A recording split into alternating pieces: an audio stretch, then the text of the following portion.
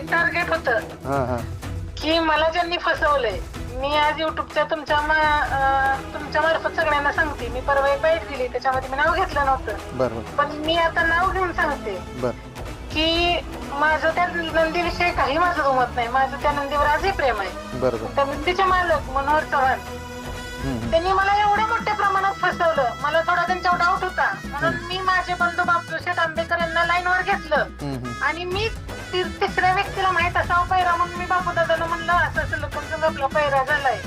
मनोहर चव्हाणांचे शब्द काय होते, ऍक्च्युली माझ्या तोंडात त्यांना दादा भैया म्हणायची काही सुद्धा भावना नाही. माझ्या नजरेत त्या व्यक्तीची किंमत शून्य आहे.